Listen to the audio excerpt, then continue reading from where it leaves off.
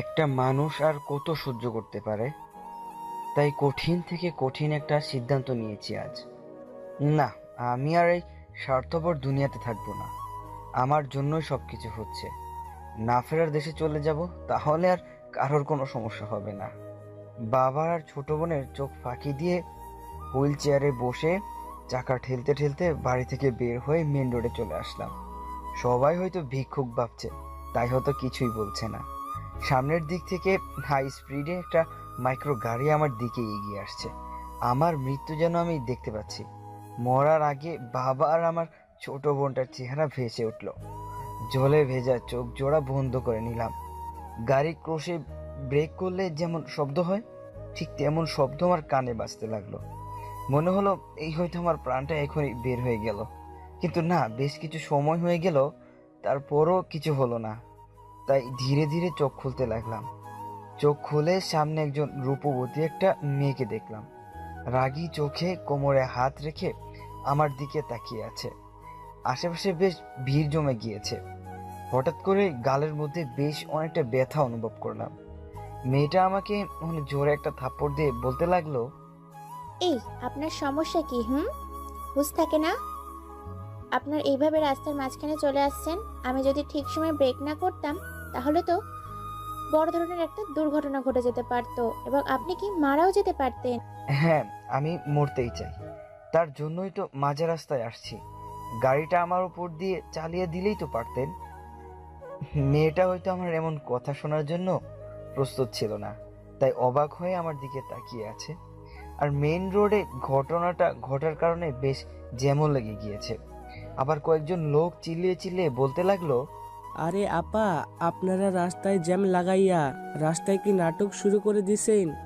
মাঝ রাস্তা থেকে আপনার গাড়ি সরান।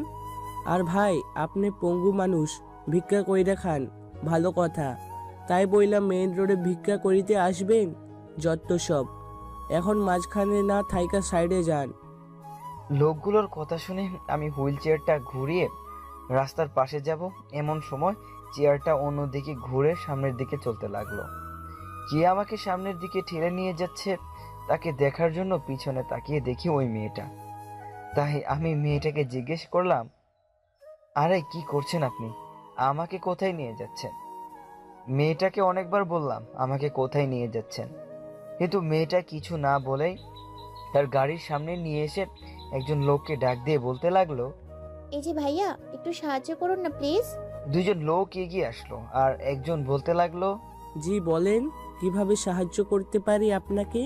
আমি তো একা তুলতে পারবো না এনাকে, তাই আপনারা যদি একটু সাহায্য করতেন। আমি মেয়েটার কথায় বেশ অবাক হলাম। আমি লোক দুজনকে বললাম, ভাই থাক, ওঠানো লাগবে না, আমি ওনার সাথে যাব না। তখনই মেয়েটা লোকগুলোকে বলতে লাগলো, ভাইয়া, এটা আমার স্বামী। আমার সাথে ঝগড়া করে বাড়ি থেকে পালিয়ে এখানে আত্মহত্যা করতে আসছিল। প্লিজ ভাইয়া, ওর কথা শুনবেন না, ওকে একটু গাঠিতে উঠাই দিন।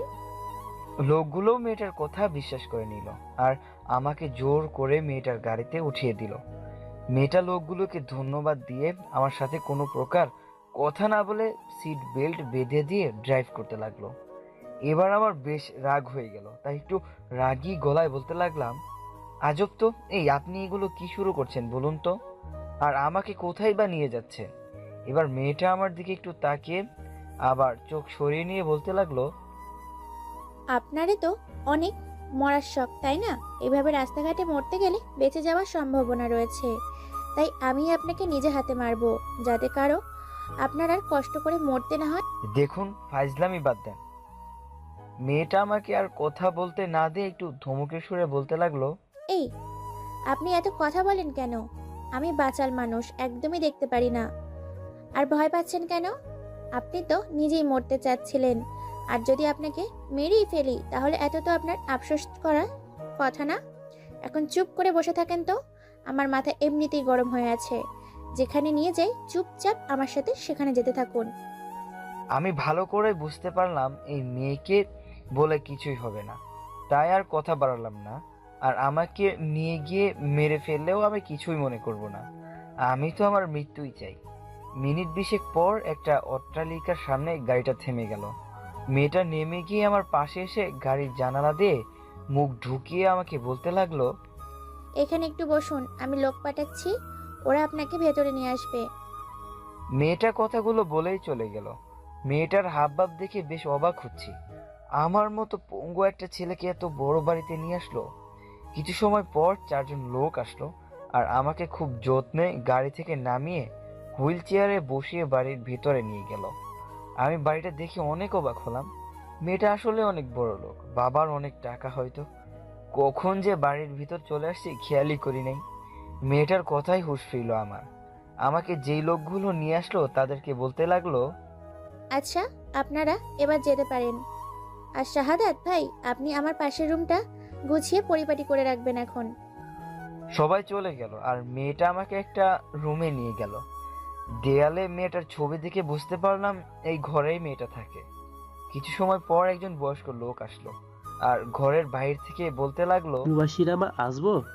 ও তাহলে এই মেয়েটার নাম মুবাশিরা। বাহ, মেয়েটার সাথে তার নামটাও সুন্দর। মুবাশিরা লোকটাকে ভিতরে আসতে বলল। লোকটা ভিতরে এসে মুবাশিরাকে বলতে লাগলো, মামুনি দুপুরের খাবারটা কি খেয়ে আসছেন, নাকি এখন খাবার বানিয়ে আনমু? চাচা, আমি বাইরে থেকে খেয়ে আসছি, তবে আপনি একজনের খাবার আমার রুমে পাঠিয়ে দিন। লোকটি আমার দিকে এক নজর তাকিয়ে বাইরে চলে গেল। আর তখনই মেয়েটা একটা চেয়ার এনে আমার পাশে বসে আমাকে জিজ্ঞাসা করলো, আমার নাম তো শুনলেনই, আমি কিন্তু আপনার নাম জানি না, তো আপনার নামটা কি জানতে পারি? সাদাফ মাহমুদ সাব্বির। জঘন্য একটা মানুষ আমি। কেন আপনি আমাকে এখানে নিয়ে আসলেন? দেখেন, আমার জায়গা রাস্তায়। এখানে থাকা আমার পক্ষে সম্ভব না, আর আমার বাঁচার অধিকার নেই। আপনাদের তো অনেক টাকা, তখন আমার উপর দিয়ে গাড়িটা চালিয়ে দিলেই তো পারতেন, আর এটা নিয়ে তেমন ঝামেলাও হতো না। আর যদি কোনো প্রকার ঝামেলা হতো তাহলে টাকার জোর দেখিয়ে বেঁচে যেতেন, তারপরও আমাকে মৃত্যুটা উপহার দিতেন।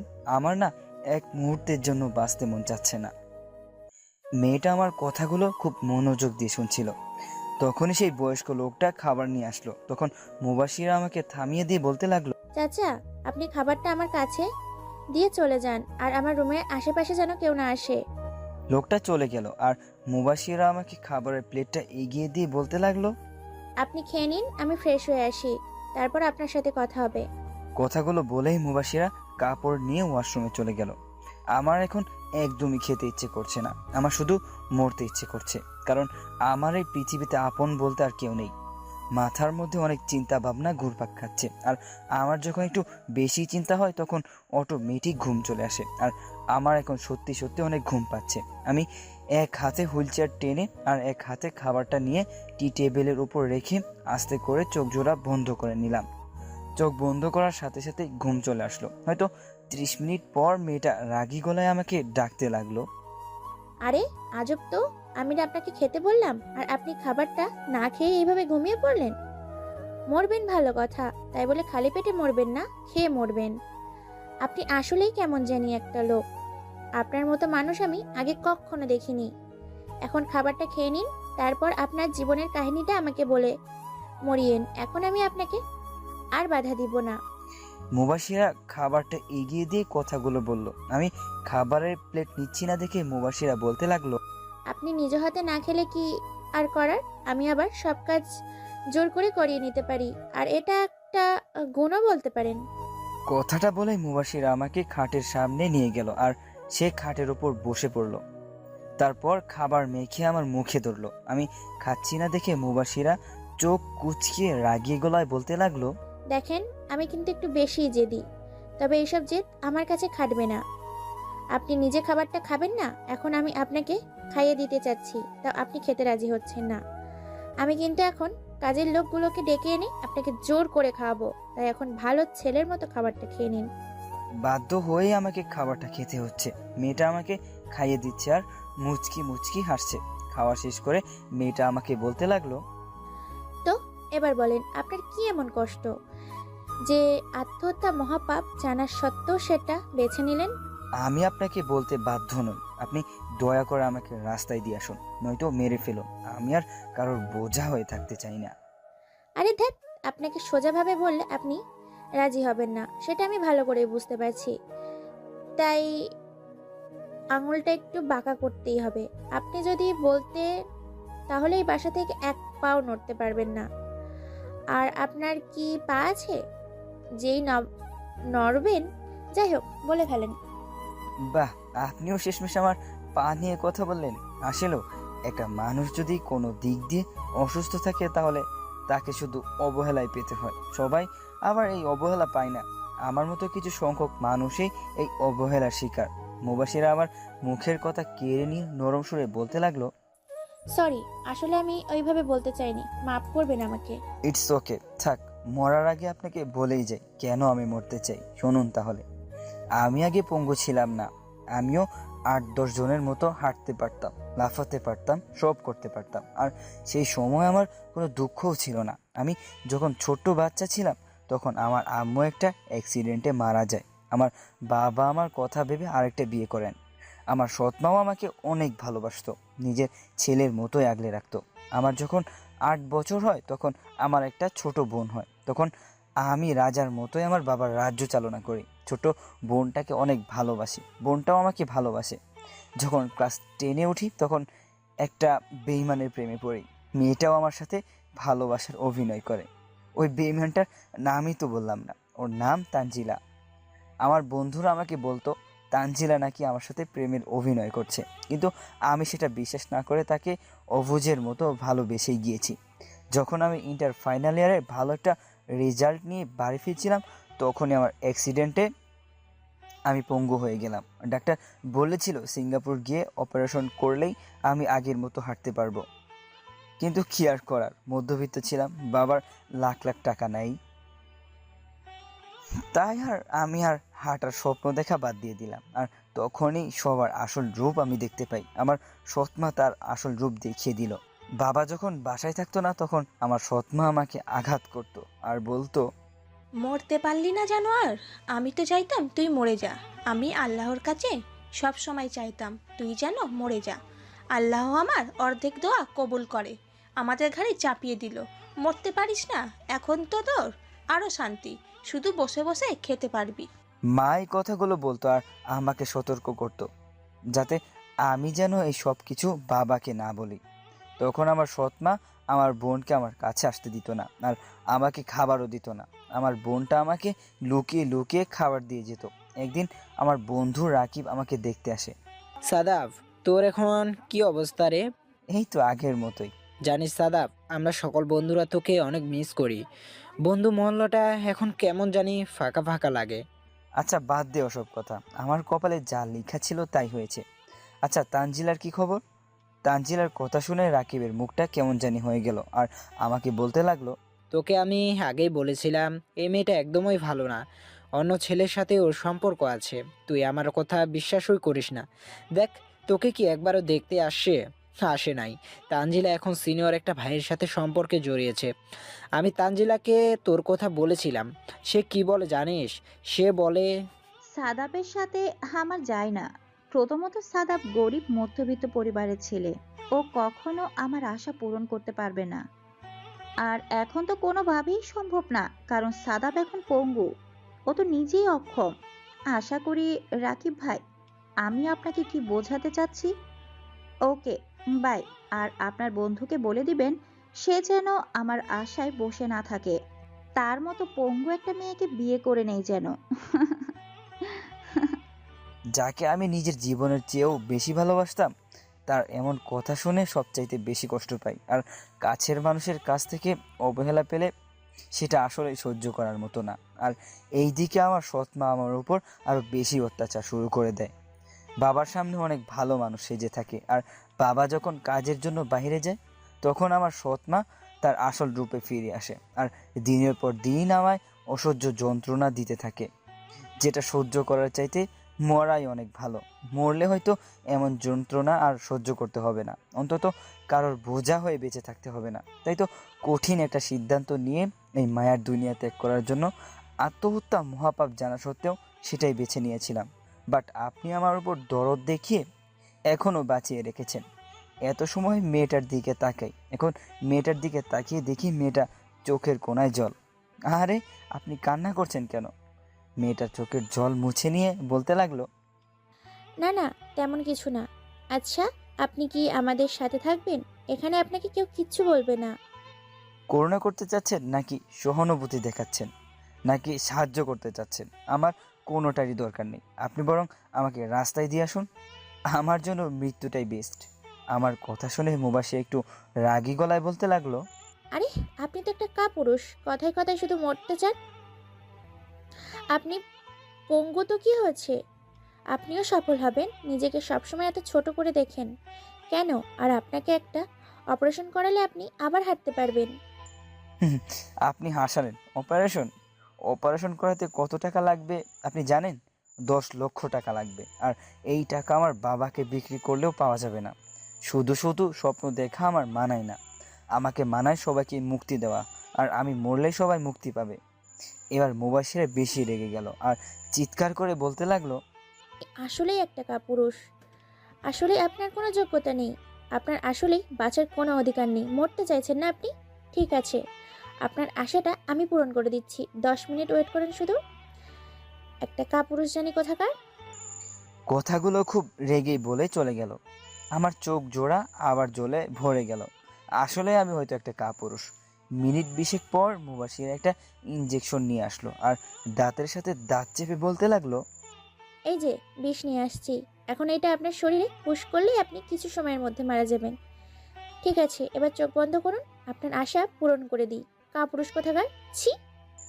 এখন কেন জানি আমার বাঁচতে মন চাচ্ছে, কিন্তু আমি যখনই মুবাশিরকে বলতে যাব যে আমি বাঁচতে চাই, ঠিক তার আগেই মুবাশিরা আমাকে ইঞ্জেকশনটা পুশ করে দেয়।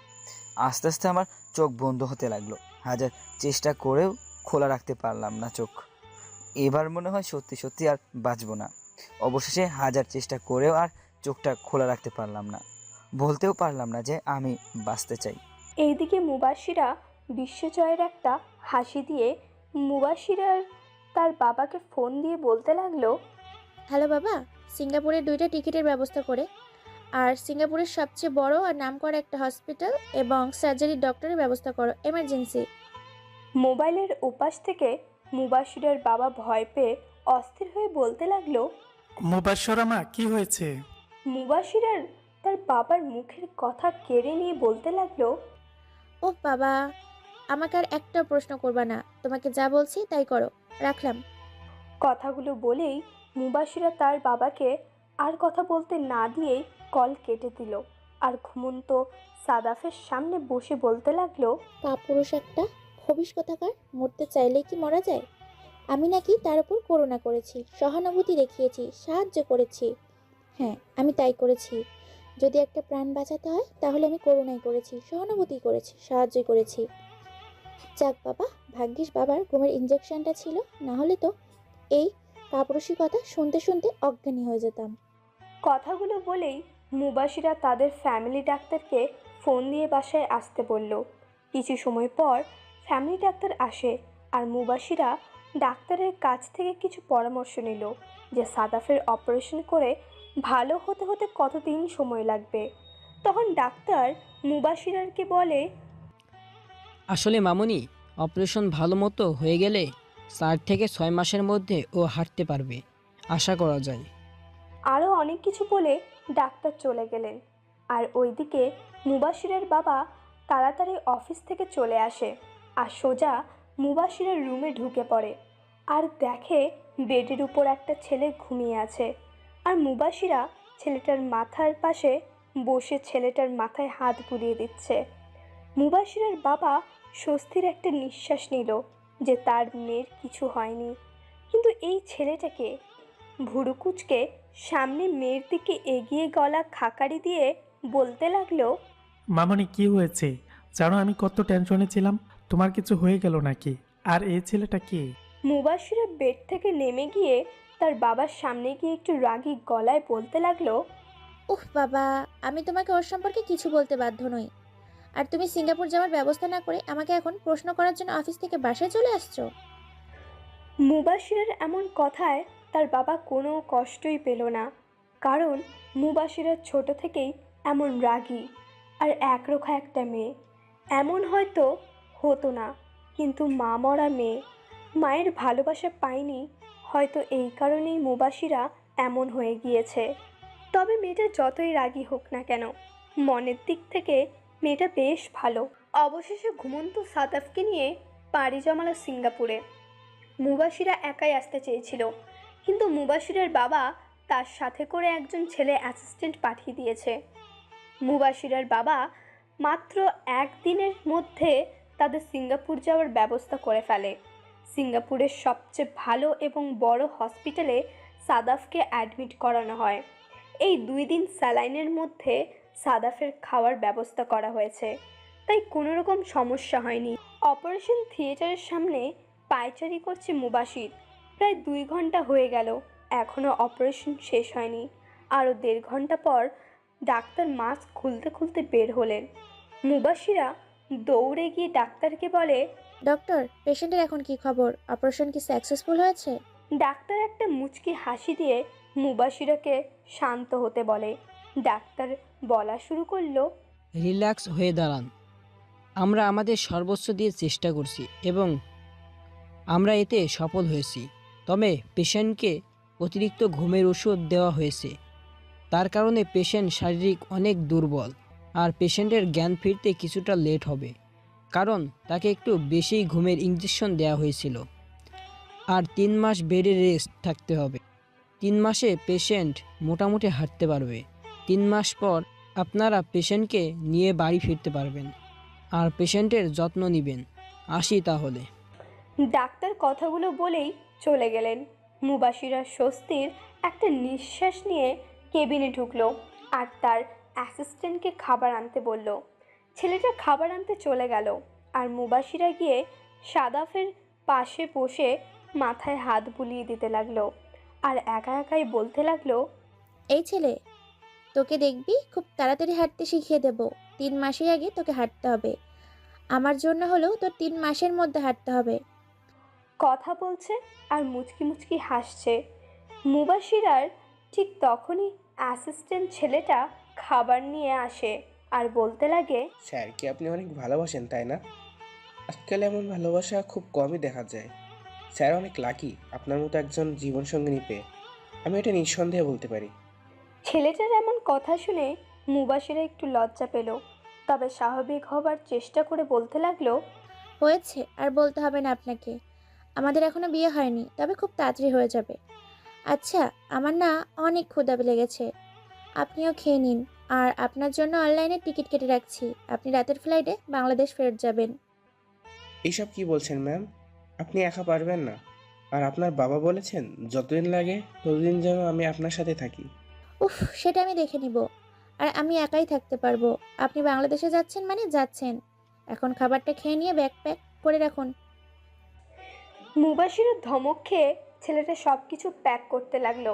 আর এদিকে আজ 3 দিন পর সাদাফ মিটমিট করে চোখ খুলল আর নিজেকে একটা সাদা 4 দেওয়ালের আবিষ্কার করলো।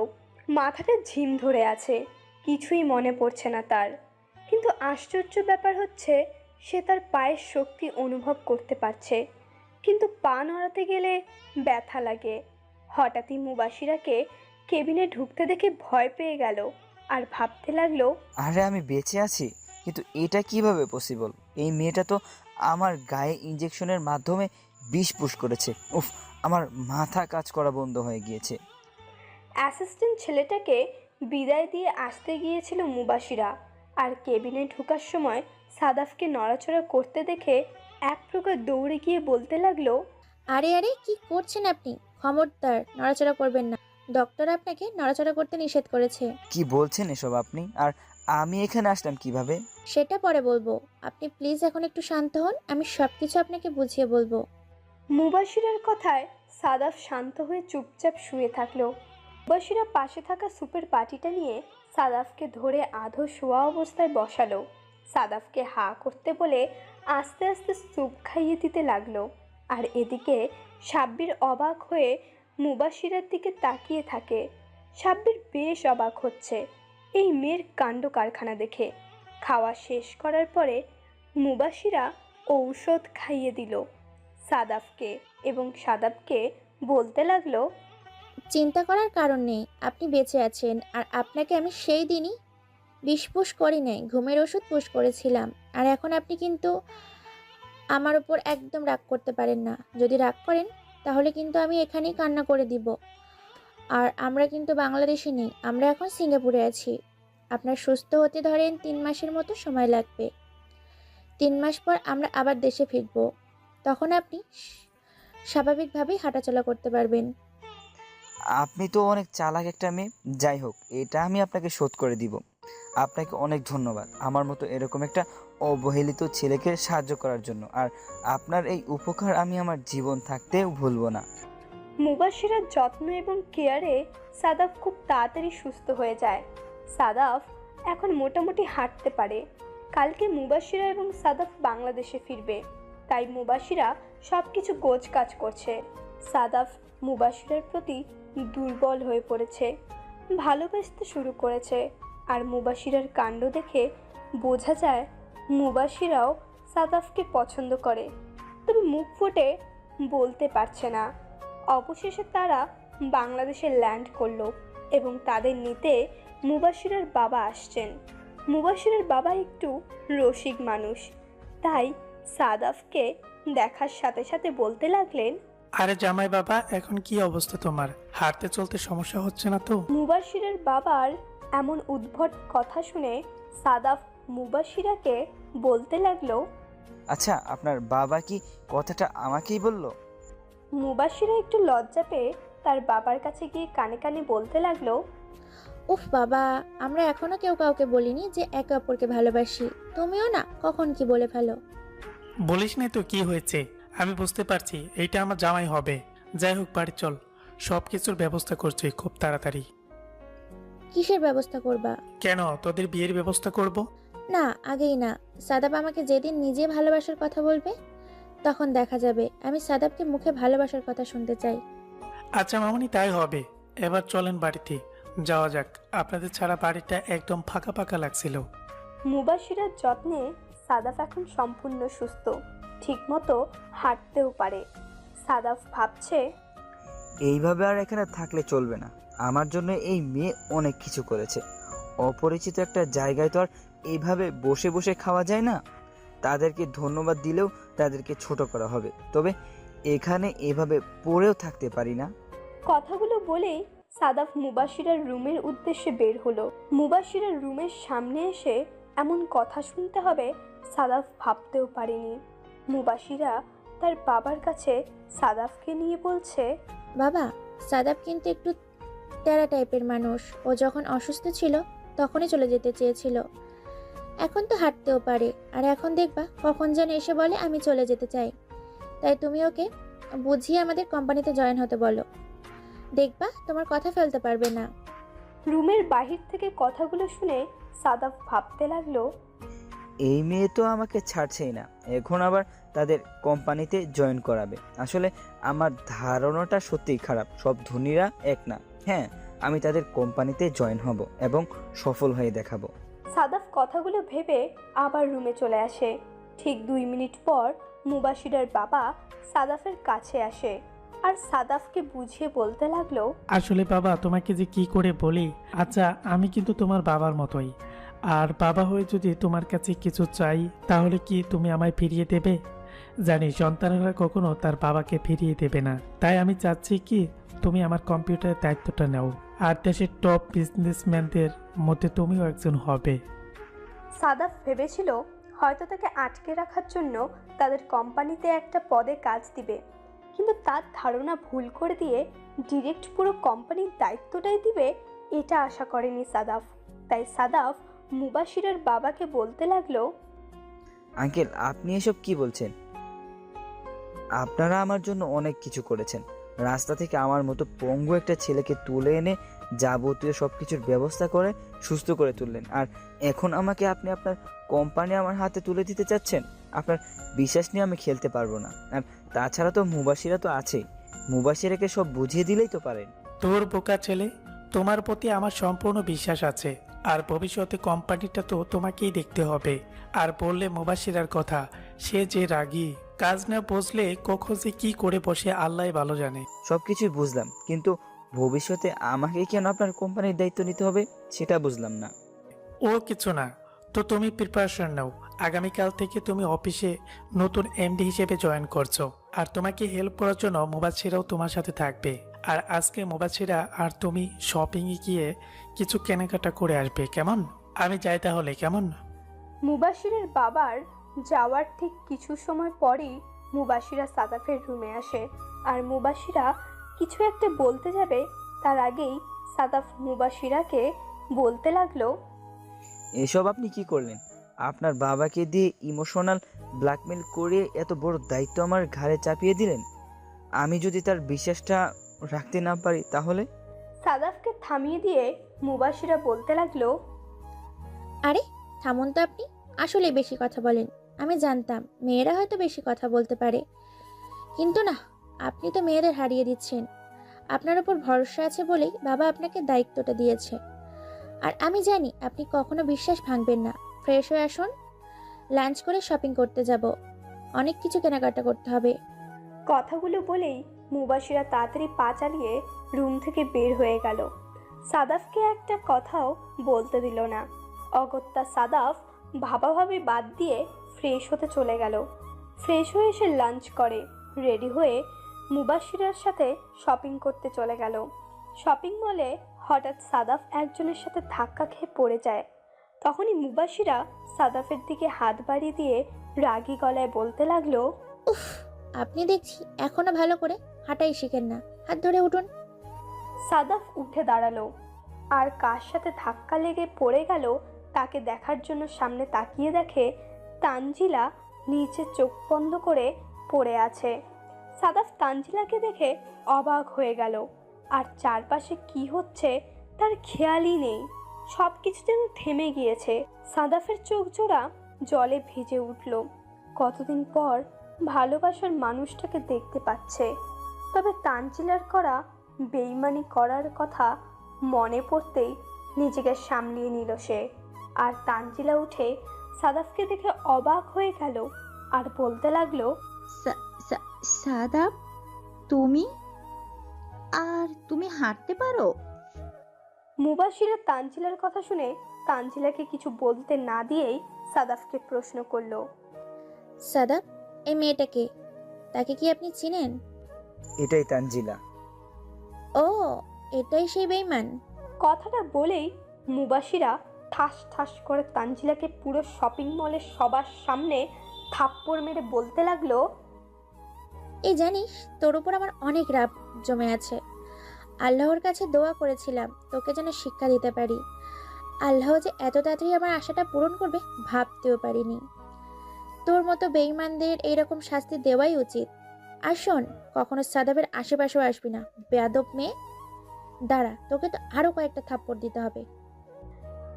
এবার আরেকটু সময় এখানে থাকলে হিতে বিপরীত হয়ে যাবে। তাই সাদাফ বাধ্য হয়ে মুবাশিরার হাত ধরে টানতে টানতে নিয়ে আসে আর বলতে লাগে, মুবাশিরা, মাথা ঠান্ডা করো, সবাই দেখছে, এভাবে হাইপার হয়েও না। এই, আপনি চুপ করুন তো। আর আমাকে টেনে নিয়ে আসলেন কেন? ওই বদতমিজ মেয়েকে তো আমি আজ মেরে ফেলবো। ওর কত বড় সাহস ভালোবাসা নিয়ে খেলা করে। হয়েছে হয়েছে, আর মারতে হবে না, অনেক মেরেছেন, আর একটু মারলে ও মরেই যেত। এবার মুবাশিরা আরো রেগে গিয়ে বলতে লাগলো, ও, আপনার মায়া হচ্ছে? দেখ, আপনার সাথে কথাই বলবো না, চলুন, অনেক কিছু কেনাকাটা করা বাকি আছে। ছেলেদের আইটেম যেখানে, মুবাশিরা সাদাফকে সেখানে নিয়ে গেল আর একের পর এক জামা চয়েস করতে লাগলো। এটা না, ওইটা, এই শার্টটা না, ওই টি শার্টটা দেখান, এই ব্লেজার ফিট হচ্ছে না, আর একটু ফিট লাগবে বলে বলে সেলসম্যানের মাথা খাচ্ছে। বেচারা সেলসম্যানের উপর বেশ মায়া লাগছিল সাদাফের। মুখটা দেখার মতো হয়েছিল সেলসম্যানের। মুবাশিরা শুধু দোকানির সাথে কথা বলছে, বাট সাদাফের সাথে একটাও কথা বলছে না। সাদাফের জন্য 3 ঘন্টা সময় লাগিয়ে বস্তা দুয়েক শপিং করে ফেলেছে। সাদাফের ব্যাগ ধরতেই অবস্থা খারাপ হয়ে যাচ্ছে। এখন মুবাশিরা নিজের জন্য কেনাকাটা করবে। সাদাফ করুণ গলায় মুবাশিরাকে বলতে লাগলো, মুবাশিরা, আমি বরং আমার হাতেরগুলো গাড়িতে রেখে আসি। মুবাশিরা কিছু সময় সাদাফের দিকে তাকিয়ে কি যেন ভাবলো। তারপর কয়েকটা প্যাকেট মুবাশিরা নিজে নিয়ে বলতে লাগলো, চলুন, আমিও আপনার সাথে যাব। কথাটা বলেই হাঁটা শুরু করলো, আর কোনো কথা বলল না। সাদাফ অবাক হয়ে গেল এই মেয়েকে চুপ থাকতে দেখে। মুবাশিরের চুপ থাকায় সাদাফের কেন যেন ভালো লাগছে না, কেমন বেমানান লাগে। মুবাশিরা যদি চুপ হয়ে থাকে, তার মুখ তো সব সময় হাসি আর কোকিলের মতো কথা থাকলেই মানায়। সাদাফ আর সহ্য করতে পারল না, তাই মুবাশিরাকে বলতে লাগলো, এই মুবাশিরা, আপনি কথা বলছেন না কেন? আপনি চুপচাপ থাকলে কেমন জানি লাগে। আপনি এমন চুপ মরে গেলেন কেন হঠাৎ?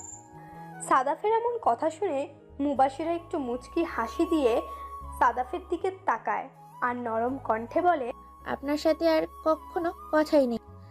আমি কি আপনার বড় নাকি যে আপনি আমায় আপনি আপনি করে ডাকেন? আপনার মুখেও আমাকে আপনি ডাকটা মানায় না, তাই যতক্ষণ না আপনি আমায় তুমি করে ডাকবেন ততক্ষণ আমি আপনার সাথে কথাই বলবো না। ও তাই বলেন? আচ্ছা, আপনার কথাই মেনে নিলাম মহারানী, কিন্তু আপনিও আমায় তুমি বলেই ডাকতে হবে। তাহলেই আমি আপনাকে তুমি করে সম্বোধন করব। রাজি থাকলে এক চাপন, আর রাজি না থাকলে হ্যাশ চাপন। মুবাশিরা ফিক করে হেসে দিয়ে সাদাফের নাক টেনে দিয়ে বলতে লাগলো, আমি রাজি মহারাজ, আপনার শর্তে। রাজি হয়েছেন বুঝলাম, কিন্তু আমার নাক টেনে দিলেন কেন? ও মা, তুমিই তো বললে রাজি থাকলে এক চাপতে আর রাজি না থাকলে হ্যাশ চাপতে। আমি তো তাই করলাম। ওরে ফাজিল মেয়ে। গাড়ির মধ্যে শপিং ব্যাগগুলো রেখে আবার মুবাশিরা নিজের জন্য শপিং মলে যায়। আর এবার তো একটা পোশাক পছন্দ করতেই 1 ঘন্টা করে সময় লাগছে। মুবাশিরা সাদাফকে বলল, আচ্ছা সাদাব, কি পরলে আমাকে অনেক সুন্দর লাগবে? শাড়ি নাকি অন্য কিছু? সাদাফ কিছু না ভেবেই মুবাশিরাকে বলতে লাগলো, বাঙালি নারীকে শাড়িতেই রূপবতী লাগে, তাই তোমাকেও নিঃসন্দেহে শাড়িতেই অপরূপ সুন্দরী লাগবে। আমি তো শাড়ি পরতে পারি না, আর আগে কখনো শাড়ি পরিও নাই। তো কি হয়েছে? আগে পরো নাই, এখন পরবে। আর পরতেই পারো না, সেটা পরে দেখা যাবে।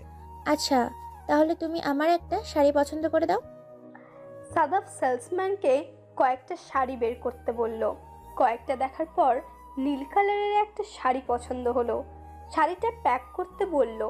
আর একটা কালো কালারের শাড়িও পছন্দ হলো, তাই সেটাও নিয়ে নিল। আরও অনেক কিছু কেনাকাটা করে। আর এইদিকে রাতও হয়ে গিয়েছে, তাই বাহির থেকে ডিনার করে বাড়ি ফিরে দুজনে, আর যে যার রুমে গিয়ে শুয়ে পড়ে। সকালে মুবাশিরার ডাকে সাদাফের ঘুম ভাঙল। সাদাফকে ডেকে দিয়ে মুবাশিরা রেডি হতে চলে গেল। নতুন একটা সকাল, আজ সাদাফের নতুন জীবন শুরু হবে। তাকে যে দেশের টপ বিজনেসম্যানদের মধ্যে একজন হতে হবে, সে যে মুবাশিরার বাবাকে কথা দিয়েছে।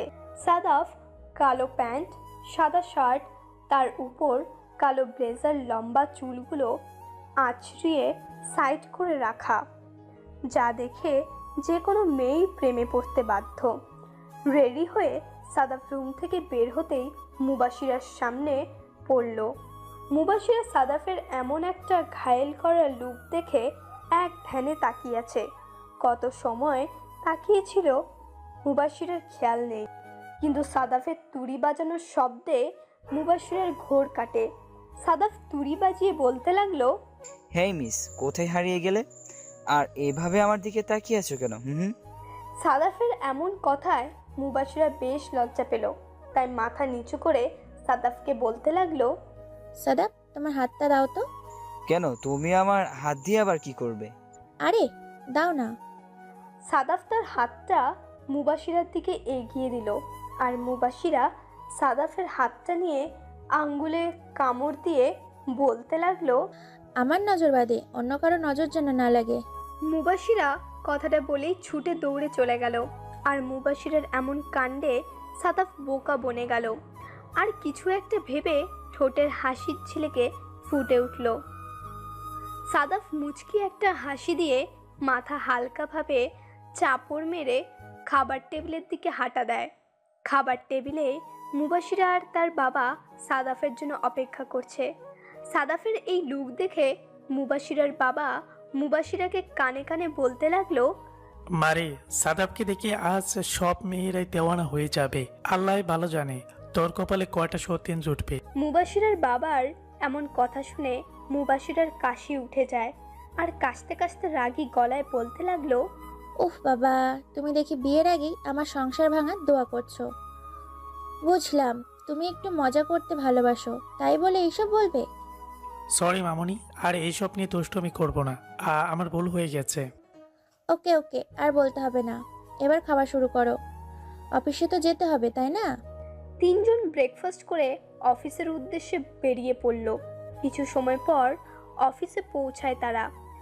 সব কর্মচারী ফুলের তোড়া দিয়ে দাঁড়িয়ে আছে তাদের নতুন এমডিকে সাদর গ্রহণ করার জন্য। সবাই একে একে গুড মর্নিং জানিয়ে সাদাফকে গ্রহণ করে নিল। আর কিছু মেয়েরা তো সাদাফকে গিলে খাচ্ছিল। এটা আবার মুবাশিরের চোখ এড়ায়নি, তাই বেশ রাগ হতে লাগলো মেয়েগুলোর উপরে। মনে মনে মুবাশিরা মেয়েগুলোকে বলতে লাগলো, শয়তান সেমরিগুলা, দেখ দেখ কেমন করে তাকিয়ে আছে, ইস নজর মনে হয় লেগেই যাবে। ধুর, ভাল লাগে না। এই সাদাবকে তো কেবিন থেকে বের হতেই দিব না। আর বেটা কবিষ্টার অপেক্ষায় থাকলেও চলবে না। বেটা কখনো মুখ ফুটে ভালোবাসার কথা বলবে না, যত তাড়াতাড়ি আমি বলবো, নাইলে পাখি ফুরুত হয়ে যাবে। কি হলো মুবাশিরা, কি ভাবছো তো? কখন থেকে ডাকছি? হ্যাঁ হ্যাঁ বলো, আমি শুনছিলাম তো। কি যেন বললে? যাক, ভালোই হয়েছে। দেখো, তোমার আর আমার কেবিন একসাথে দেওয়া। আঙ্কেল ভালো একটা কাজ করেছেন। সাদাফের কথা শুনে মুবাশিরা বাঁকা একটা হাসি দিয়ে বিড়বিড় করে বলতে লাগলো, বাবাকে আমি বলেছিলাম আমার আর তোমার কেবিনে একসাথে করে দিতে। ছেলে মেয়েকে বিশ্বাস নাই, কখন কার সাথে টাঙ্কি মারে, তাই বুদ্ধি করে তোমাকে পাহারা দেওয়ার জন্য কেবিন একসাথে নিতে বলেছি। কি হলো আজকে তোমার? হ্যাঁ, বিড়বিড় করে কি বলছো তুমি? না না, তেমন কিছু না, চলো কেবিনে যাই। বাবা তো তোমাকে সবার সাথে পরিচয় করিয়ে দিয়ে কোথায় যেন গেল।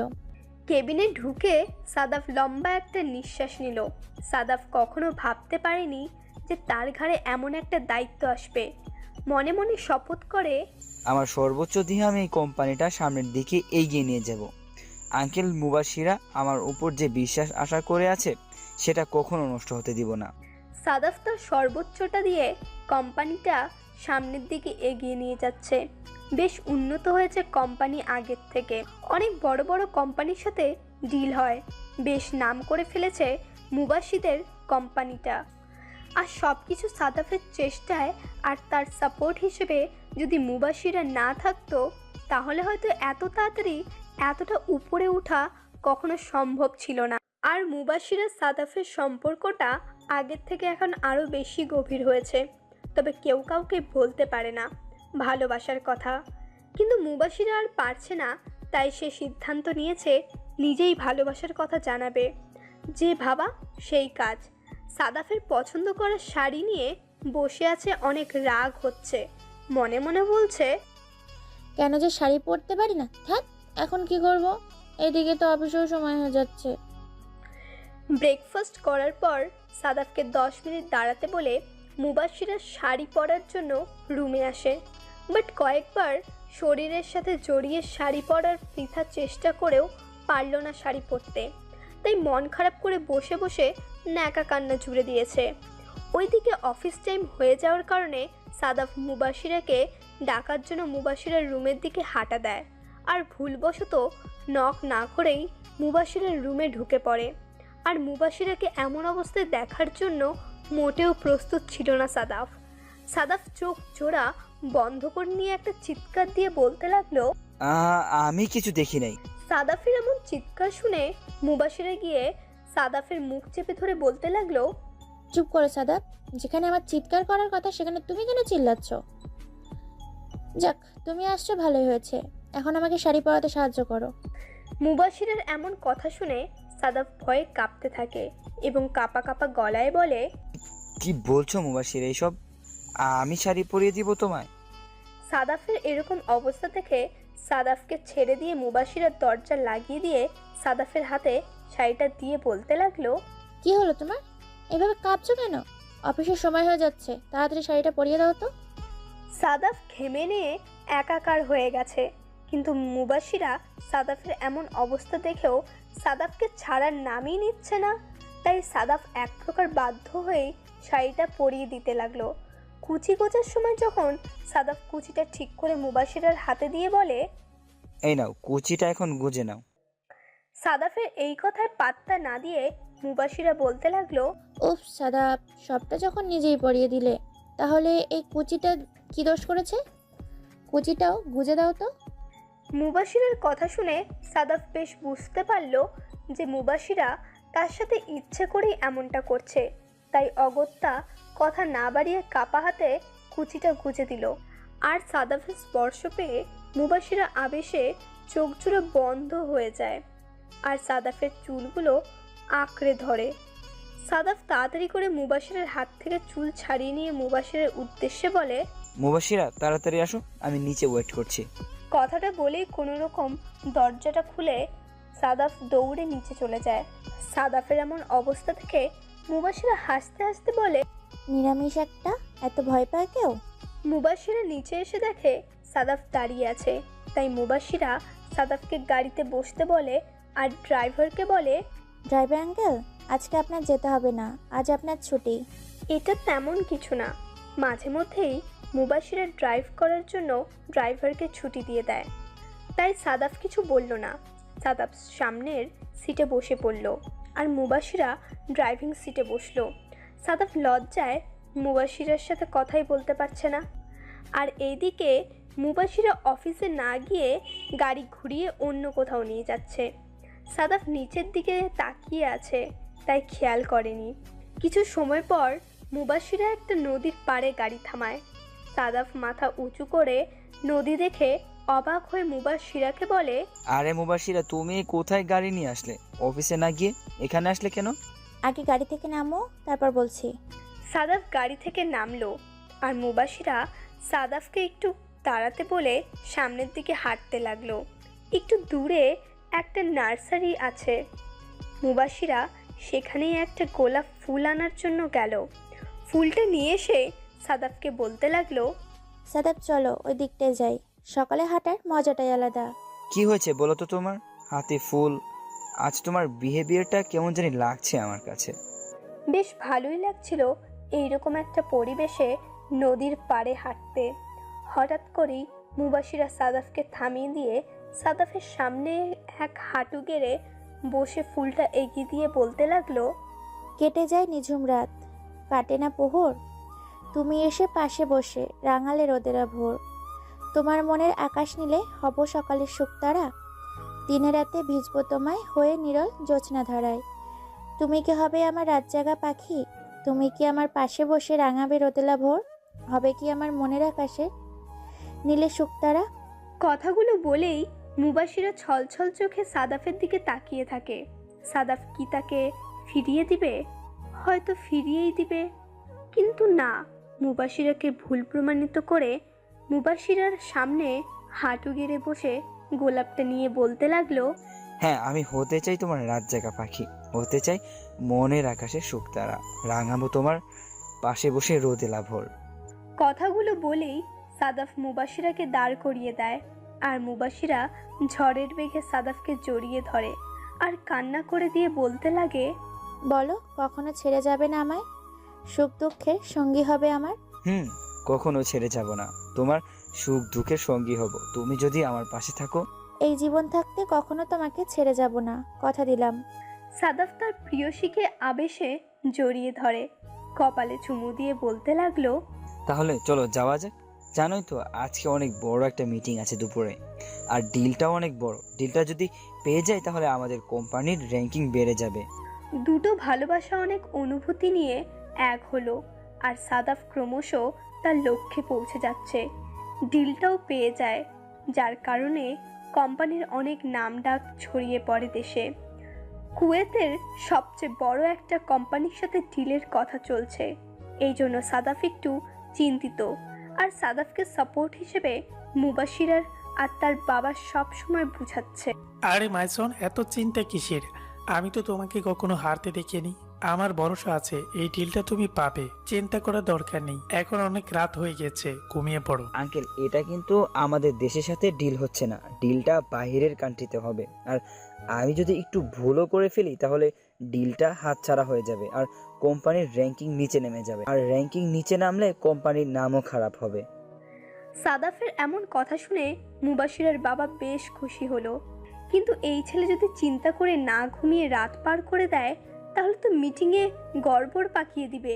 তাই মুবাশিরের বাবা মুবাশিরাকে উদ্দেশ্য করে বললেন, মুবাসিরা সাদাফকে চিন্তা করতে মানা করো আর বুঝিয়ে সুঝিয়ে ঘুমাতে বলো। চিন্তা করলে ঘুম হয় না, আর ঘুম না হলে কোনো কাজই ভালোভাবে করা যায় না। তাই চিন্তা না করে ঘুমাতে বলো। মুবাশিরের বাবা কথাটা বলেই চলে গেলেন। সে জানে মুবাশিরা বুঝিয়ে বললে নিশ্চয়ই সাদাফ চিন্তামুক্ত হয়ে ঘুমিয়ে পড়বে। তাই তো মেয়ের উপর দায়িত্বটা দিয়ে সে চলে গেলেন। মুবাশিরা গিয়ে সাদাফের পাশে বসে সাদাফের হাত ধরে আঙ্গুলের ভিতরে আঙ্গুল গুজে দিয়ে বলতে লাগলো, সাদাব, নিজের ওপর ভরসা রাখো, দেখবে তুমি সাকসেস হবেই।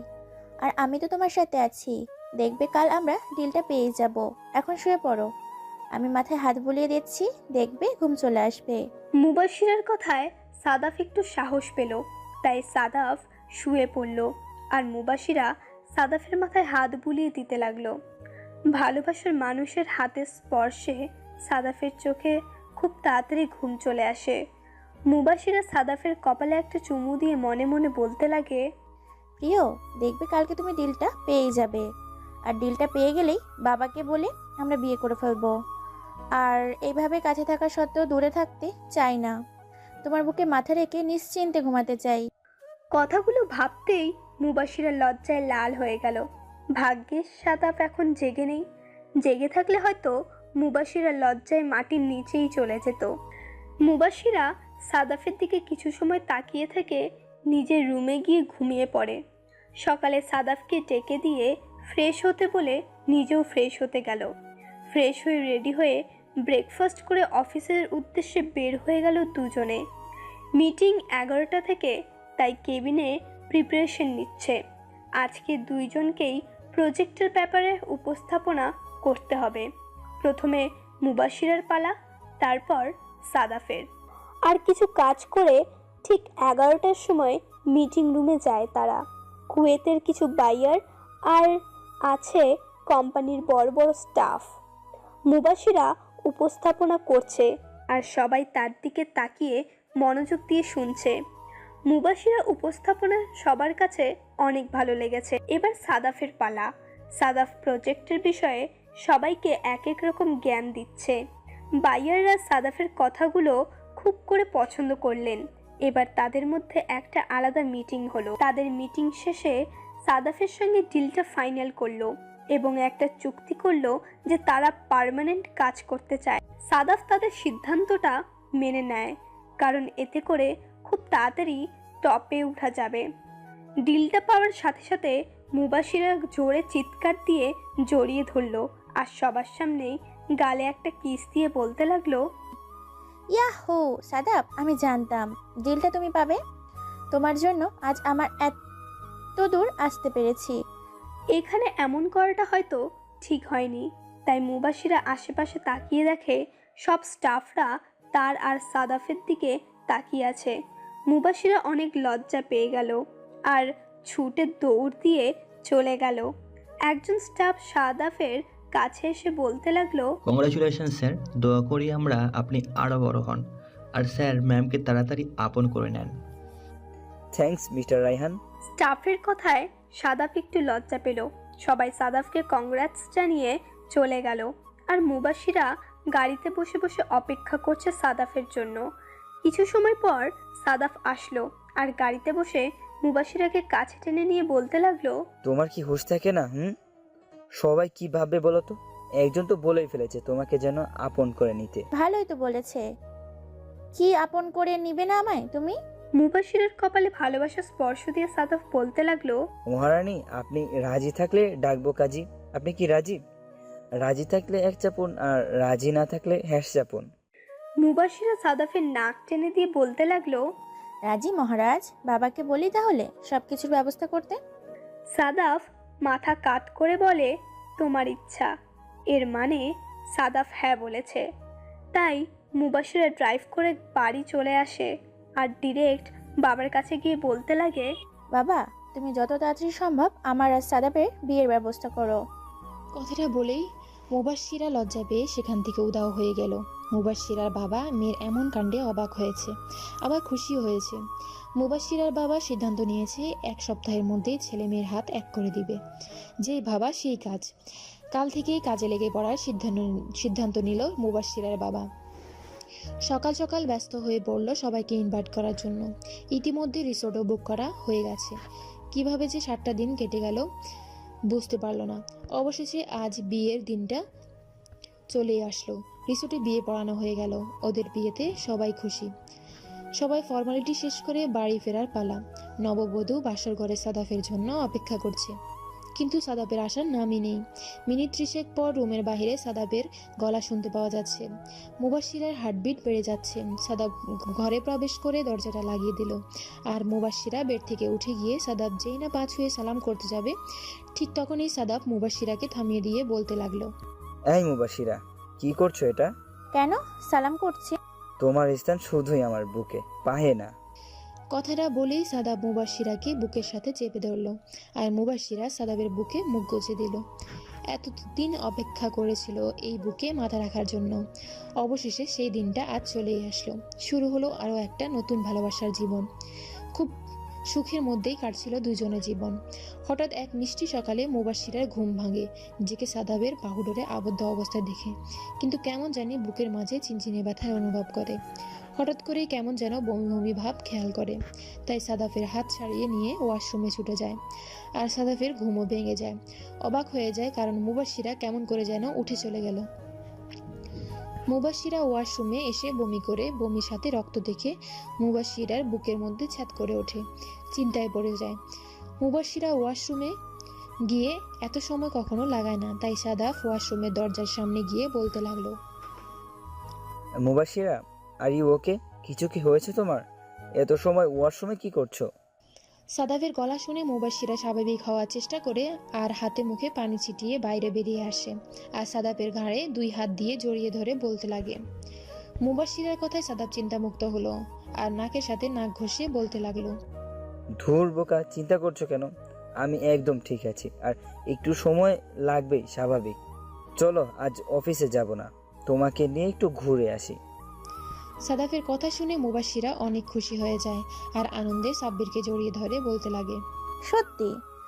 আচ্ছা, তুমি ফ্রেশ হয়ে আসো, ব্রেকফাস্ট করে তারপর বের হব, আর অনেক মজা করব। 5 মিনিটের মধ্যে ফ্রেশ হয়ে আসছি বলেই সাদাফ ফ্রেশ হতে চলে গেল। আর মুবাশশিরা সাদাফের ভালোবাসা পেয়ে বমির সাথে রক্ত বের হওয়ার বিষয়টা ভুলেই গেল। সাদাফ রেডি হয়ে ব্রেকফাস্ট করতে চলে আসলো। আর মুবাশশিরা তার বাবাকে বলতে লাগলো, বাবা, আজকে আমি আর সাদাব ঘুরতে যাব, তুমি আমাদের সাথে চলো। সাদাব মুবাশশিরার বিয়ের বয়স আজ 3 মাস। এই 3 মাসে তারা কোথাও ঘুরতে যায়নি। তাই মুবাশশিরার বাবা জামাই আর মেয়ের মধ্যে কাবাবে হাড্ডি হতে চায়নি। তাই মুবাশশিরার বাবা বলতে লাগলো, না মামনি, তোমরা দুজনেই ঘুরে আসো। আর যেহেতু তোমরা আজকে অফিসে যাবে না, তাই আমি আজকে অফিসটা সামলাই গিয়ে। বাবার কথায় মুবাশশিরা আর কিছু বলল না। মুচকি একটা হাসি দিয়ে ব্রেকফাস্ট করতে লাগলো। ব্রেকফাস্ট করে সাদাব আর মুবাশশিরা ঘুরতে বের হলো। তারা একটা কাশফুলের এরিয়ায় চলে আসে, যেখানে শুধু কাশবন আর কাশবন। মুবাশশিরা বাচ্চা মেয়ের মতো দৌড়াদৌড়ি করছে। কিছু সময় পর মুবাশশিরা দৌড়িয়ে হাঁপিয়ে পড়ল, তাই সবুজ গাছের উপর বসে পড়ল। আর সাদাব এসে মুবাশশিরার কোলে মাথা রেখে শুয়ে পড়ল। মুবাশশিরাও মুচকি একটি হাসি দিয়ে সাদাবের মাথায় হাত বুলিয়ে দিতে লাগলো আর বলতে লাগলো, আচ্ছা সাদাব, আমার যদি কিছু হয়ে যায় বা আমি হঠাৎ করে যদি না ফেরার দেশে চলে যাই, তাহলে তুমি কি করবে? মুবাশশিরার এমন খামখেয়ালি কথা শুনে সাদাব রেগে গেল আর মুবাশশিরার কোল থেকে মাথা উঠিয়ে রাগী গলায় বলতে লাগলো, চুপ! এই মেয়ে, তুমি কি বলছো এসব? এসব কথা বললে এক থাপ্পড়ে দাঁত ফেলে দিব। এবার সাদাব মুবাশশিরাকে কাছে টেনে নিয়ে নিজের সাথে শক্ত করে জড়িয়ে ধরে কান্না জড়িত কণ্ঠে বলতে লাগলো, এই পাগলি, এসব বাজে কথা আর কখনো বলবি না। তুই ছাড়া এই সাদাফ অসম্পূর্ণ। তোকে ছাড়া আমি এক মুহূর্ত অন্য কিছু ভাবতে পারি না। তুই না আমায় কথা দিয়েছিস আমাকে ছেড়ে কোনোদিন কোথাও যাবি না। আর যদি কোনো সময় এরকম ফালতু কথা বলেছ তো খবর আছে, বলে দিলাম। সাদাফের কথা শুনে মুবাশশিরারও চোখে পানি চলে আসে আর সাদাবকে শক্ত করে জড়িয়ে ধরে। সাদাফের বুকে সে যে সুখ আছে সেটা আর অন্য কোথাও মুবাশিরা খুঁজে পায় না। তাই তো শুধু বাহানা খুঁজে খুঁজে সাদাফের বাহুডোরে আবদ্ধ হয় মুবাশিরা। সারাদিন ঘোরাঘুরি করে রাতে বাইরে খাওয়া দাওয়া করে বাড়ি ফিরে দুজন আর ঘুমিয়ে পড়ে। সকালে ব্রেকফাস্ট করার সময় হঠাৎই মুবাশিরের শরীরটা কেমন যেন অস্থির অস্থির অনুভব করছে, দুর্বল লাগছে। তাই মুবাশিরা সাদাবকে রেডি করে দিয়ে বলতে লাগলো, সাদাব শোনো না, আজকে না আমার কেমন জানি শরীরটা দুর্বল লাগছে, তাই বলি কি আমি আর না অফিস যাব না, তুমি একাই যাও। শরীর কি বেশি খারাপ লাগছে? চলো ডাক্তারের কাছে নিয়ে যাই। আর আমি তো তোমাকে অফিসে যেতে মানাই করেছি, কিন্তু তুমি কি আমার কথা শোনো না? সে আমার সাথে অফিসে যাবে। তোমার তো তেমন কাজও নেই, কাল থেকে আর অফিসে যেতে হবে না। আরে বাবা, আমি একদম সুস্থই আছি, শরীরটা কেমন যেন করছে, একটু ঘুমালে ঠিক হয়ে যাবে। আর আমি অফিস কেন জানো? কারণ ছেলে মানুষ বাবা, আমি বিশ্বাস করি না কখন কার সাথে লাইন মারে। আর মেয়ে স্টাফগুলো তো তোমার দিকে যেইভাবে তাকিয়ে থাকে মনে হয় তোমায় একা পেলে গিলে খাবে। বদমাইশ বদমাইশ মেয়েগুলো আমার গুরুমুলো হাজব্যান্ড জামাইটার বদমাইশ মেয়েগুলো আমার গুলুমুলো হ্যান্ডসাম জামাইটার দিকে শুধু কুদৃষ্টি তাকিয়ে থাকে। যাক, অনেক কথা বলে ফেলেছি, এখন অফিসে যাও, আর কোনো মেয়ের দিকে চোখ তুলেও তাকাবে না, বুঝলে? ওরে ফাজিল মেয়ে, তুমি আমাকে পাহারা দেওয়ার জন্য অফিসে যাও? বরটা তো আমারই, তাই আমাকেই তো দেখে রাখতে হবে, তাই না? যথাজ্ঞা মহারানী, আর নিজের খেয়াল রাখবে কেমন? আমাকে এখন আমার পাওনাটা দিয়ে দিন, তাহলে আমি বের হতে পারবো। সাদাফের কথা শুনে পিক করে হেসে দিয়ে সাদাফের কপালে একটা ভালোবাসার স্পর্শ দিয়ে দেয়। আর সাদাব বিদায় নিয়ে অফিসের উদ্দেশ্যে বের হয়ে যায়। সাদাব অফিসের খুব ইম্পর্টেন্ট একটা কাজ করছিল। ঠিক এমন সময় পিয়ন এসে সাদাবকে বলতে লাগলো, স্যার, একটা কম বয়সী মেয়ে এসেছে আর বলছে সে নাকি এখানে চাকরি করতে চায়। আমি অনেকবার বলেছি যে এখানে কম বয়সী কাউকে চাকরি দেওয়া হয় না, কিন্তু মেয়েটা কান্না করে দিয়ে বলে তার নাকি চাকরিটা অনেক প্রয়োজন। মেয়েটার কান্না দেখে অনেক মায়া হলো, তাই আপনাকে বলতে আসলাম। মেয়েটাকে কি পাঠিয়ে দিব? সাদাফ কলমকে কামড় ধরে কিছু সময় ভেবে বলল, আচ্ছা, আপনি মেয়েটাকে কেবিনে পাঠিয়ে দিন, আমি দেখছি কি করা যায়। পিয়ন মেয়েটিকে কেবিনের সামনে রেখে চলে গেল। আর মেয়েটা কিছু সময় এদিক ওদিক তাকিয়ে সাদাফের কেবিনে নক করলো। May I come in sir? Sadaf কাজ করছিল, তাই মেয়েটার দিকে না তাকিয়ে বলল, ইয়েস, কাম ইন। জি, বসুন। মেয়েটা ভিতরে ঢুকে সাদাবকে দেখে অবাক হয়ে যায় আর চুপ হয়ে দাঁড়িয়ে থাকে। সাদাব মেয়েটার দিকে তাকিয়ে সাদাবও অবাক হয়ে যায় আর মুখ দেখে অটোমেটিক বের হয়ে যায়, ইশিতা, তুই? বোন আমার, তুই এখানে কি করছিস? তুই কি চাকরি খুঁজতে এখানে আসছিস? সাদাব দাঁড়িয়ে ঈশিতার কাছে যায় আর ঈশিতা কান্না করে সাদাবকে জড়িয়ে ধরে বলতে লাগে, ভাইয়া তুমি একই ভাইয়া, তুমি হাঁটতে পারো? আমরা তো মনে করেছেন তুমি আর বেঁচে নেই। সাদাব বোনের কপালে একটা চুমু দিয়ে ছাড়িয়ে নিয়ে চেহারা বসিয়ে দিয়ে একটু খেয়াল করলো, দেখলো ঈশিতার মুখটা একেবারে শুকিয়ে গিয়েছে, মনে হয় কিছুই খায়নি এখনো। তাই সাদাব ল্যান্ডলাইনে কল দিয়ে পিয়নকে বলে এক প্যাকেট বিরিয়ানি নিয়ে আসতে। আর সাদাব ঈশিতার সামনে হাঁটু গেড়ে বসিয়ে দিয়ে বলতে লাগলো, বোন আমার, তোর এই অবস্থা কেন? আর তুই কেন চাকরি খুঁজে বেড়াচ্ছিস? সাদাবের কথা শুনে ঈশিতা কান্না করে দেয় আর কান্না করতে করতে বলতে লাগলো, ভাইয়া তুমি যখন বাড়ি থেকে চলে এসো তখন মা অনেক খুশি হয়েছিল, কিন্তু বাবা তোমার জন্য চিন্তা করতে করতে অসুস্থ হয়ে পড়ে, যার কারণে বাবার চাকরিটা চলে যায়। আর মায়ের আগ থেকেই নাকি একটা মরণব্যাধি রোগ ছিল। বাবার এমন অসুস্থতা হওয়ার কারণে আম্মু অনেক কষ্ট পায়, আর হঠাৎ করে আম্মু হার্ট অ্যাটাক করে। এইদিকে বাবা অসুস্থ, অন্যদিকে মা। এই অবস্থায় আমি কি করব আমার মাথায় কিছুই ঢুকছে না। মাকে নিয়ে কোন রকম হাসপাতালে নিয়ে যাই, কিন্তু মা আর চোখ খুলল না। আর এতদিন বাবা জমানো যা ছিল তা দিয়েই চলেছে। আর আমিও টিউশনি করতাম, কিন্তু বাবার ওষুধ কেনার মতো টাকা থাকে না, তাই বাধ্য হয়ে চাকরিটা খুঁজে বের করতে হয়েছে। ঈশিতার কথা শুনে সাদাবের চোখ দিয়ে অঝরে জল গড়িয়ে পড়তে লাগলো। হাজার হোক তারও বাবা মা। পিয়ন খাবারের প্যাকেট নিয়ে আসলো আর এইভাবে সাদাব আর ঈশিতাকে কান্না করতে দেখে বলল, স্যার, কি হয়েছে? আর আপনারা কান্না করছেন কেন? আর মেয়েটাই বা কি? Shut up. এই মেয়েটা মানে জানো ওকে? ও আমার ছোট বোন। আর খাবারের প্যাকেটটা রেখে চলে যাও। সাদাবের ধমক খেয়ে পিয়ন চলে যায় আর পিয়ন মুবাশিরাকে ফোন দিয়ে সব ঘটনা খুলে বলে, যার কারণে মুবাশিরা তাড়াতাড়ি অফিসে চলে আসে। অফিসে এসে দেখে একটা মেয়ে খাচ্ছে আর সাদাব পাশে বসে মেয়েটার মাথায় হাত বুলিয়ে দিচ্ছে। মুবাশিরা গলা খাকার দিয়ে বলতে লাগলো, আসতে পারি স্যার? সাদাব সামনের দিকে তাকিয়ে দেখে মুবাশিরা দাঁড়িয়ে আছে। সাদাব খুশি হয়ে মুবাশিরার কাছে গিয়ে মুবাশিরার হাত ধরে ভিতরে নিয়ে আসে আর বলতে লাগলো, মুবাশিরা দেখো, এটা হচ্ছে আমার ছোট বোন। দেখো আমার বোনটা কত বড় হয়ে গিয়েছে, পরিবারের দায়িত্ব নিজের ঘাড়ে নিয়েছে।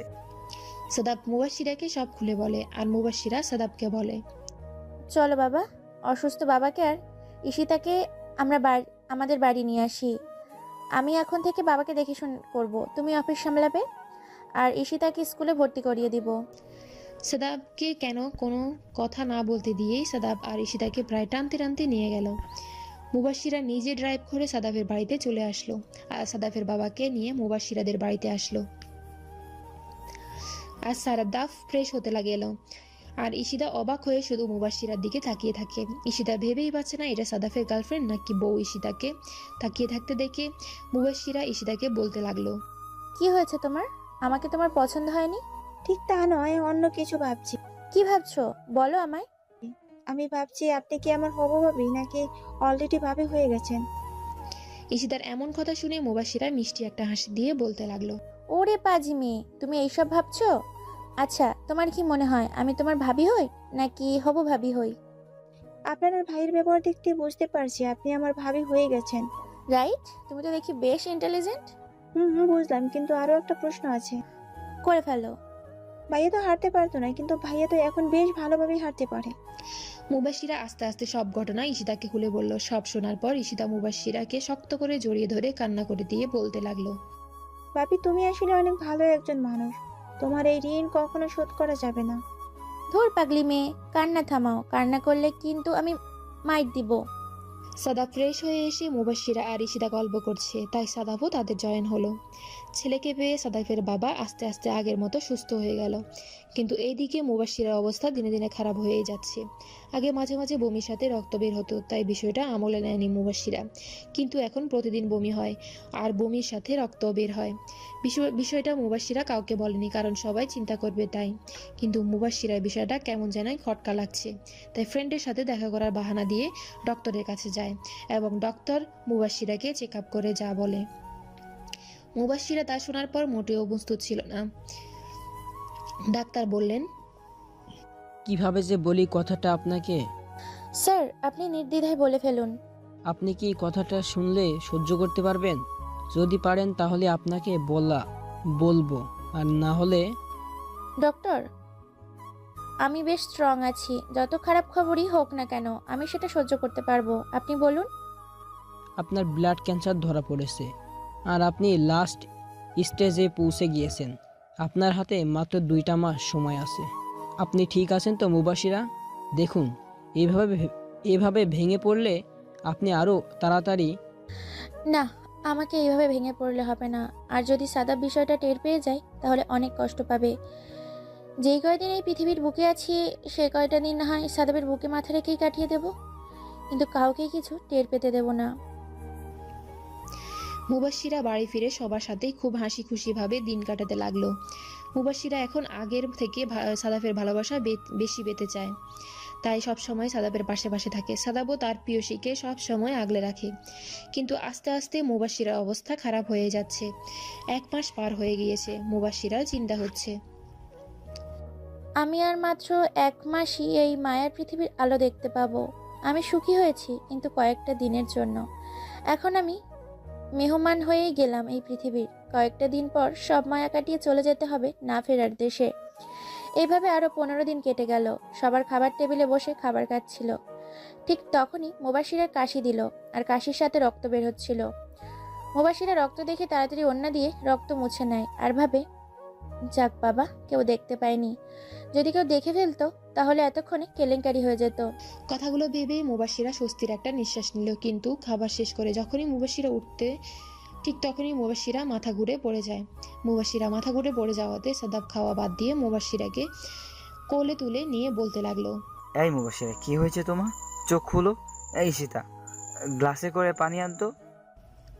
সবাই খাওয়া বাদ দিয়ে মুবাশিরার কি হয়েছে তাই দেখছে, আর মুবাশিরার বাবা কান্না জুড়ে দিয়েছে। আর সাদাফের বাবা তাকে সান্ত্বনা দিচ্ছে যে কিছু হয়নি, আপনি কান্না থামান প্লিজ। ইশিতা গ্লাসে করে সাদাবকে পানি দেয় আর সাদাব কয়েক ফোঁটা পানি মুবাশিরার মুখে মারে।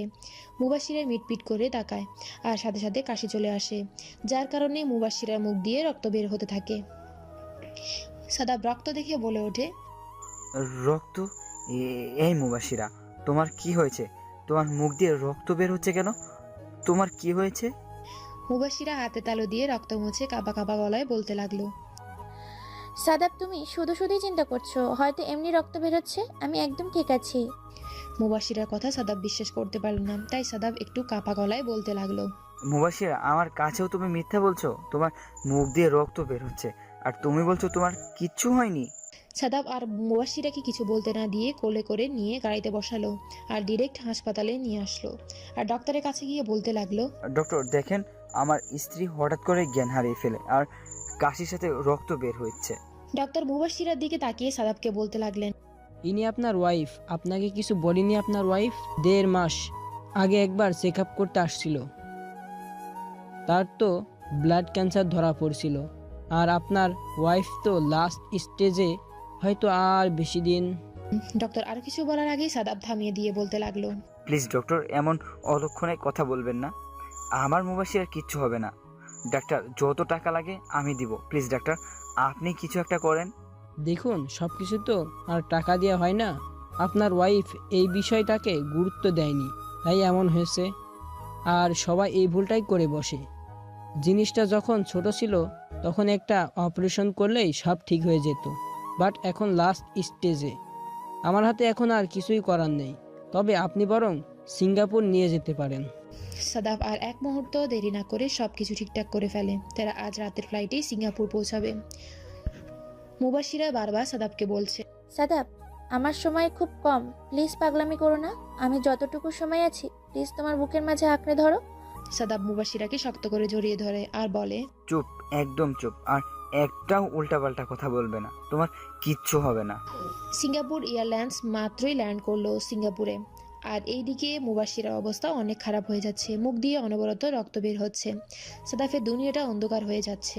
সবকিছু আগে থেকেই ঠিক করা ছিল, তাই এয়ারপোর্টে আগে থেকে ইমার্জেন্সি অ্যাম্বুলেন্স পাঠানো হয়েছে সিঙ্গাপুরের সব ভালো এবং বড় হসপিটাল থেকে। মুবাশিরাকে অপারেশন থিয়েটারে নিয়ে যাওয়ার সময় সাদাব মুবাশিরাকে বলে, এই মুবাশিরা, দেখো, তোমাকে ছাড়া কিন্তু আমি বাঁচতে পারবো না। তুমিই না এই সাদাফ অসম্পূর্ণ। আমাকে কথা দাও, তুমি আবারও আমার বুকে ফিরে আসবে। মুবাশিরা কথা বলতে অনেক কষ্ট হচ্ছিল, তারপর সাদাবের হাতটা আঁকড়ে ধরে পিস করে বলতে লাগলো, কথা দিচ্ছি ফিরে আসবো। সাদাব অপারেশন থিয়েটারের সামনে পায়চারি করছে আর আল্লাহকে ডাকছে, আল্লাহ, তুমি তো রহমান রহিম, দয়ালু। তুমি আমাকে এই জীবনে না চাইতেও অনেক কিছু দিয়েছো, কিন্তু আল্লাহ, আমি এইবার তোমার কাছে শেষবারের মতো একটা জিনিস চাইছি। জীবন আর কিছুই চাইবো না। প্লিজ আল্লাহ, তুমি আমার মুবাশিরার প্রাণ ভিক্ষা দাও। এটাই চাওয়া, আর কিছুই চাইবো না। প্রায় 4.5 ঘন্টা পর অপারেশন শেষ করে ডাক্তার বের হলেন। ডাক্তারকে দেখে সাদাব দৌড়ে ডাক্তারের কাছে চলে গেল আর ডাক্তারকে বলতে লাগলো, ডাক্তার, আমার মুবাশিরা কেমন আছে? আমার মুবাশিরা আবারও আমার সাথে কথা বলবে তো? দেখুন মিস্টার সাদাব মাহবুব, আমরা আপনাদের বেস্টটা দিয়েই চেষ্টা করছি। এখন 24 ঘন্টার মধ্যে যদি রোগী জ্ঞান না ফেরে তাহলে আর আমাদের কিছুই করার থাকবে না।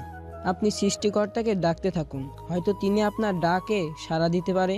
সাদাফ আল্লাহকে ডাকছে আর বারবার ঘড়ির কাঁটার দিকে তাকাচ্ছে। 16 ঘন্টা পার হয়ে যাচ্ছে, এখনও মুবাশিরা ঘুমিয়ে আছে। এভাবে 24 ঘন্টা পার হয়ে গেল, তারপরও মুবাশিরা আর চোখ খুলল না। 24 ঘন্টা পর ডাক্তার মুবাশিরাকে দেখে বলল, সরি মিস্টার সাদাব, আমাদের হাতে আর কিছুই করার নেই। ডাক্তার কথাটা বলেই চলে গেল আর সাদাব মুবাশিরার পাশে গিয়ে একটা টুলে বসে মুবাশিরার মাথায় হাত তুলে দিয়ে বলতে লাগলো, বেঈমান কোথাকার, তুই আসলেও একটা বেঈমান। আমার ঘুম কেড়ে নিয়ে এখন নিশ্চিন্তে ঘুমাচ্ছিস? এই, তুই আমায় কথা দিয়েছিলি তুই ফিরে আসবি আমার জীবনে। এত বড় বেঈমান কিভাবে হতে পারলি? কথা দিয়ে কথা রাখলি না? তুই কি বুঝিস না আমি তোকে ছাড়া একটা মুহূর্তে অন্য কিছু ভাবতে পারি না? তুই নিশ্চয়ই আমার সাথে মজা করছিস, তাই না? এই মুবাশিরা, প্লিজ একবার চোখ খোলো, দেখো তোমার সাদাফ কিন্তু অনেক কষ্ট পাচ্ছে। তুমি কি তোমার সাদাফকে কষ্ট দিতে চাও? যদি আমাকে কষ্ট দিতে চাও তাহলে আমি আর কিছুই বলবো না। এই পাগলি, তুই চলে গেলি ভালো কথা, একা গেলি কেন? আমাকেও সাথে করে নিয়ে যেতি। সাদাব কথাগুলো বলে সেন্সলেস হয়ে যায়। যখন জ্ঞান ফিরে তখন তার মাথায় খুব পরিচিত একটা স্পর্শ অনুভব করে। সাদাব আস্তে আস্তে চোখ খুলে মুবাশশিরাকে তার পাশে শুয়ে থাকতে দেখে জ্বরের বেগে মুবাশশিরাকে জড়িয়ে ধরে আর কান্না করে দিয়ে বলতে থাকে, আমি জানতাম তোমার কিছুই হবে না। এতক্ষণ তুমি আমার সাথে মজা করছিলে, তাই না? তুমি আমাকে একা করে কখনো চলে যেতেই পারো না। আরে বাবা, কান্না থামো তো। তুমি কি মেয়ে মানুষ নাকি যে কান্না করছো? আমি তো তোমাকে কথা দিয়েছিলাম তোমার কাছে আমি ফিরে আসব। আমি মরলেও শান্তি পেতাম না, তাই হয়তো আল্লাহ আমাকে তোমার কাছে ফিরিয়ে দিয়েছে। ওরা দুজন কথা বলছিল, ঠিক তখনই ডাক্তার কাশি দিয়ে বলতে লাগলো, আপনাদের সুখ দুঃখের আলাপ শেষ হলে আমি কিছু বলতে পারি কি? ডাক্তার এমন করে ভেতরে আসায় মুবাশশিরা বেশ লজ্জায় পড়ে যায়। আর সাদাব মুবাশশিরাকে ছেড়ে দিয়ে ডাক্তারের সামনে এসে দাঁড়ালো।